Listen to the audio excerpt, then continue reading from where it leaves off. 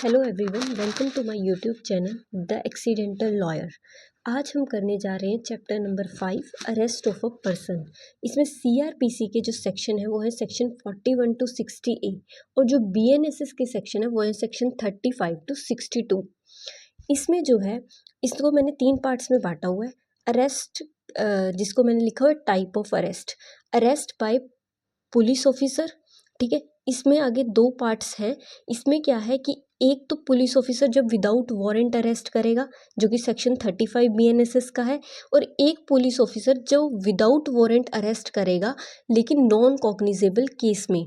तो ये सब डिफाइन है सेक्शन 39 बीएनएसएस में। ऐसे ही arrest by private person define है सेक्शन 40 बीएनएसएस के। ऐसे ही अरेस्ट बाय मजिस्ट्रेट डिफाइन है सेक्शन 41 बीएनएसएस के।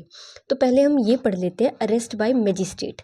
तो इसमें क्या होता है कि मजिस्ट्रेट की प्रेजेंस में अगर कोई ऑफेंस होता है, मजिस्ट्रेट कौन सा, चाहे एग्जीक्यूटिव मजिस्ट्रेट हो चाहे जुडिशियल मजिस्ट्रेट हो, इनकी प्रेजेंस में अगर कोई ऑफेंस होता है और मजिस्ट्रेट की जुरिस्डिक्शन है, यानी कि मजिस्ट्रेट के पास पावर है उसको अरेस्ट करने की, तो मजिस्ट्रेट क्या करेगा, उसको अरेस्ट कर सकता है। अब देखो अरेस्ट बाय प्राइवेट पर्सन, ये सेक्शन 40 में डिफाइन है। इसमें क्या है कि कोई प्राइवेट पर्सन भी जो है किसी व्यक्ति को गिरफ्तार कर सकता है, लेकिन वो कौन से केसेस में, कॉग्निजेबल और नॉन बेलेबल ऑफेंस में। यानी कि अगर उसके सामने किसी व्यक्ति ने कॉग्निजेबल और नॉन बेलेबल ऑफेंस किया है, या फिर वो व्यक्ति कौन है, प्रोक्लेम्ड ऑफेंडर है, तो उसको अरेस्ट करके वो विदिन 6 आवर जो है उसे या तो पुलिस ऑफिसर को सौंप देगा या फिर जो नियरेस्ट पुलिस स्टेशन है वहाँ जाके उसे सौंप देगा। अब पुलिस ऑफिसर देखेगा या officer in charge of police station ये देखेंगे कि क्या उस व्यक्ति ने कॉग्निजेबल ऑफेंस किया है। तो अगर उन्हें ये लगता है कि हाँ उस व्यक्ति ने कॉग्निजेबल ऑफेंस किया है तो उसको जो है कस्टडी में ले लिया जाएगा। लेकिन अगर ये लगता है कि नॉन कॉग्निजेबल ऑफेंस किया है और नाम पता पूछने पर उसने अपना नाम पता या तो बताया नहीं या फिर गलत बताया है, तो उसके लिए प्रोसीड करेंगे पुलिस ऑफिसर अंडर सेक्शन 39 ये वाले में, ठीक है। और अगर पुलिस ऑफिसर को लगता है कि कोई सफिशिएंट रीज़न है ही नहीं कि इस व्यक्ति ने कोई जो ऑफेंस है वो करा ही नहीं है, तो फिर जो है उसको रिलीज़ कर दिया जाएगा तभी। यानी कि पुलिस ऑफिसर को ये लगता है कि इसने कोई ऑफेंस करा ही नहीं है तो उसको एट दैट टाइम जो है छोड़ दिया जाएगा। अब आता है सेक्शन 39 बीएनएसएस का, जहां पुलिस ऑफिसर विदाउट वारंट तो अरेस्ट करेगा, लेकिन किस केस में करेगा, नॉन कॉग्निजेबल केसेस में।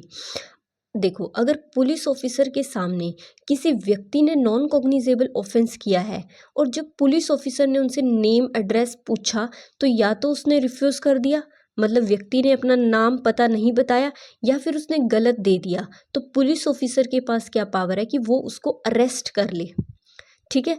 जब वो अपना सही नाम पता बताएगा तो पुलिस ऑफिसर या तो उसको बेल पे छोड़ देंगे या बेल बॉन्ड पे छोड़ देंगे, ठीक है। अगर इस स्थिति में जो व्यक्ति है जो जिसने नॉन कॉग्निजेबल ऑफेंस किया है वो नॉन रेजिडेंस ऑफ इंडिया हुआ, तो उसको उसके जो केस में जो श्योरिटीज़ होंगी वो जो है इंडियन होंगी, ठीक है। जो उसकी श्योरिटी देगा वो कोई इंडिया का जो है सिटीज़न ही होगा।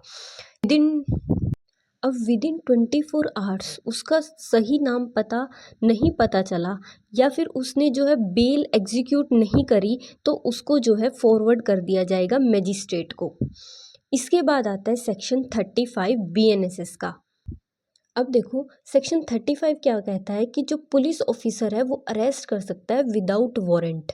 किन केसेस में अरेस्ट कर सकता है वो सब सेक्शन 35 में लिखे हुए हैं। अगर पुलिस ऑफिसर के सामने किसी ने कॉग्निजेबल ऑफेंस किया, या कोई प्रोक्लेम्ड ऑफेंडर है, या किसी के पास से स्टोलन प्रॉपर्टी मिली, ठीक है, या फिर कोई जो है ऑब्स्ट्रक्ट कर रहा है पुलिस ऑफिसर को टू एग्जीक्यूट हिज ड्यूटी, ठीक है, या फिर कोई कौन है, डिजर्टर ऑफ आर्म्ड फोर्स है, या फिर किसी ने कोई एक्ट कमिट किया है आउटसाइड द इंडिया जो कि पनिशेबल है इंडिया में, ठीक है, या फिर किसी ने क्या, या फिर अनदर पुलिस स्टेशन से रिक्विजिशन आई है उस किसी व्यक्ति को अरेस्ट करने के लिए। अब देखो रीजनेबल कंप्लेंट, क्रेडिबल इंफॉर्मेशन मिली है कि किसी व्यक्ति ने ऐसा ऑफेंस किया है जिसमें सज़ा जो है 7 साल से ऊपर की है या फिर डेथ पेनल्टी है, तो इस स्थिति में भी पुलिस ऑफिसर क्या करेगा, अरेस्ट कर सकता है। लेकिन ऐसे ही अगर 7 साल से कम पनिशमेंट का कोई ऑफेंस किया है, मतलब इससे रिलेटेड कोई कंप्लेंट या फिर इंफॉर्मेशन मिली है, तो अगर तो पुलिस वाले को लगता है कि हाँ उस व्यक्ति ने ये क्या है ऑफेंस किया है, तो उसको जो है अरेस्ट कर सकता है। और इसमें एक और स्थिति दी हुई है कि अगर पुलिस ऑफिसर को लगता है कि इसकी अगर अरेस्ट नहीं करी गई तो ये व्यक्ति क्या करेगा, आगे कोई ऑफेंस कर सकता है, या फिर वो इन्वेस्टिगेशन में दखल दे सकता है, या फिर वो क्या करेगा, एविडेंस के साथ छेड़छाड़ करेगा, या फिर वो क्या करेगा कि जो गवाह हैं उनको जो है या तो इंड्यूस करेगा, या उनको थ्रेट पहुंचाएगा, या उनको प्रॉमिस करेगा। तो इन चारों स्थिति अगर पुलिस ऑफिसर को लगता है कि वो व्यक्ति ऐसा कर सकता है, तो इस चारों स्थिति में भी पुलिस ऑफिसर क्या करेगा, अरेस्ट कर सकता है। किस ऑफेंस में, वो ऑफेंस जिनकी सज़ा जो है 7 साल से कम की है, या फिर जिनमें जो पनिशमेंट है वो 7 साल तक की है। ठीक है। अब नॉन कॉग्निजेबल केस में पुलिस ऑफिसर अरेस्ट नहीं कर सकता विदाउट वारंट या फिर ऑर्डर ऑफ मैजिस्ट्रेट। अब उस केस में क्या था कि जब पुलिस ऑफिसर अरेस्ट करेगा या नहीं करेगा तो उसको रीज़न रिकॉर्ड करने पड़ेंगे राइटिंग में। अगर तो उसने अरेस्ट करी उसके लिए भी रीज़न रिकॉर्ड करने पड़ेंगे, और अगर उसने अरेस्ट नहीं करी तो उसके लिए भी उसको रीज़न रिकॉर्ड करने पड़ेंगे। सबसेक्शन 3 क्या बोलता है कि पुलिस ऑफिसर को लगता है कि अरेस्ट की कोई ज़रूरत नहीं है तो वो नोटिस ऑफ अपीयरेंस भेज सकता है, और जिस व्यक्ति को वो नोटिस ऑफ अपीयरेंस दिया उस व्यक्ति की ड्यूटी है उसके साथ कॉम्प्ले करने की। ठीक है, जो उस नोटिस में टाइम और प्लेस लिखा हुआ है वहाँ पर जाकर अपीयर होने की। ठीक है, अगर उस व्यक्ति ने उस नोटिस का पालन किया तो उसको अरेस्ट नहीं करा जाएगा, और अगर उस व्यक्ति ने उस नोटिस का पालन नहीं करा तो उसको अरेस्ट कर लिया जाएगा। ऐसे ही सबसेक्शन 7 जो कि न्यू सेक्शन है, वो क्या कहता है कि अगर कोई ऑफेंस किया है जिसकी पनिशमेंट 3 साल से कम की है, और वो ऑफेंस किसने किया है, किसी इनफर्म व्यक्ति ने, या जो 60 साल से ऊपर का व्यक्ति है, तो उसके लिए उसको अरेस्ट करने के लिए किसकी परमिशन लेनी पड़ेगी, डीएसपी की। ठीक है। अब सेक्शन 36 किसकी बात करता है, procedure of arrest and duties of police officer making arrest. तो इसमें क्या होता है कि जब पुलिस ऑफिसर अरेस्ट करने जाए तो उसने क्या करना चाहिए, bear accurate visible clear identification of his name, ताकि उसका नाम पता चले, उसके जो कि अटेस्ट होनी चाहिए by one witness, at least one witness के द्वारा वो अटेस्ट होनी चाहिए। और ये विटनेस कौन हो सकते हैं, या तो कोई फैमिली मेम्बर हो या फिर रिस्पेक्टेड पर्सन हो लोकेलिटी का। और इसी मेमोरेंडम ऑफ अरेस्ट को काउंटर साइन करना चाहिए अरेस्टेड पर्सन के द्वारा।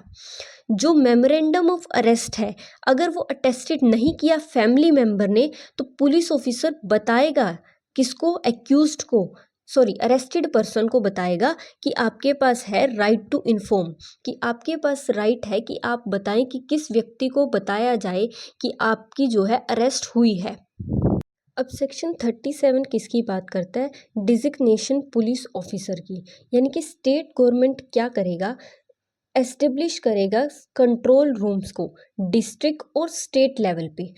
तो पुलिस ऑफिसर जो एएसआई रैंक से ऊपर है वो एट एवरी डिस्ट्रिक्ट लेवल या फिर हर एक पुलिस स्टेशन में, मतलब डिस्ट्रिक्ट लेवल पर भी और साथ में साथ हर एक पुलिस स्टेशन पे क्या करेंगे, वो करेंगे, मेंटेन करेंगे एक इंफॉर्मेशन रजिस्टर, जिसमें क्या लिखा जाएगा, नेम, एड्रेस या नेचर ऑफ ऑफेंस, कि अगर कोई व्यक्ति अरेस्ट किया है उसका नाम, एड्रेस और किस ऑफेंस में उसको अरेस्ट किया गया वो सब उस रजिस्टर में लिखा जाएगा। ठीक है, इस रजिस्टर को या ये जो इन्फॉर्मेशन है इस सब को डिस्प्ले करा जाएगा, और हो सके तो इसको जो है डिजिटल मोड में भी क्या करा जाएगा, डिस्प्ले किया जाएगा हर एक पुलिस स्टेशन में भी और जो डिस्ट्रिक्ट हेडक्वार्टर्स है वहाँ भी। अब सेक्शन 38 किसकी बात करता है, राइट ऑफ अरेस्टेड पर्सन की, कि अरेस्टेड पर्सन का ये राइट है कि वो अपने एडवोकेट से मिल सकता है during interrogation not through out interrogation. इसका मतलब क्या है कि जो इंटेरोगेशन पीरियड है उसके दौरान वो मिल सकता है, लेकिन जब पुलिस ऑफिसर उससे क्वेश्चन कर रहे होंगे यानी कि जब उसकी इंटेरोगेशन चल रही होगी तब वो एडवोकेट से नहीं मिल सकता। इसके बाद सेक्शन 42 क्या है, प्रोटेक्शन ऑफ आर्म्ड फोर्सेस, कि जो आर्म्ड फोर्सेस के मेंबर हैं उनको जो है अरेस्ट नहीं कर सकती। उनको अरेस्ट कब करा जाएगा, सेंट्रल गवर्नमेंट की कंसेंट पर। और किसके लिए, मतलब ये नहीं है कि हर एक केस में, ये सिर्फ उन केसेस में है कि जब वो अपनी ड्यूटी कर रहे होंगे उस दौरान उन्होंने कोई ऑफेंस किया है तो उनको अरेस्ट नहीं कर सकते उस ऑफेंस के बेस पे। सिर्फ कब करेंगे, with consent of central government. और स्टेट गवर्नमेंट चाहे तो ये सेम प्रोविज़न जो है बना सकती है for the class of member of forces जो कि उनकी स्टेट में क्या मेंटेन कर रहे हैं, पब्लिक ऑर्डर। अब देखो हम केस लॉ पढ़ेंगे। जो सबसे पहला केस है landmark case DK Basu versus state of West Bengal. इस केस के बाद जो अमेंडमेंट हुई, अमेंडमेंट सेक्शन 41 CRPC में हुई, ठीक है, जिससे जो है सेक्शन 41 सबसेक्शन 1 क्लॉज B जो है ऐड हुआ। उसके बाद सेक्शन 41A नोटिस वाला सेक्शन ऐड हुआ। उसके बाद सेक्शन 41B जिसमें प्रोसीजर ऑफ अरेस्ट और ड्यूटीज़ दी हुई है पुलिस ऑफिसर की, वो ऐड हुआ। उसके बाद ये सारी की सारी जो सेक्शंस हैं ये गाइडलाइंस थी जो कि इस केस में दी गई थी, ठीक है, गाइडलाइंस थी जो कि इस केस में दी गई थी। उसके बाद इनको जो है सेक्शन में कन्वर्ट कर दिया गया, मतलब अमेंडमेंट के जरिए इसको ऐड कर दिया गया। अब जो है सेक्शन 41C कंट्रोल रूम, और ऐसे ही section 41D right to meet an advocate.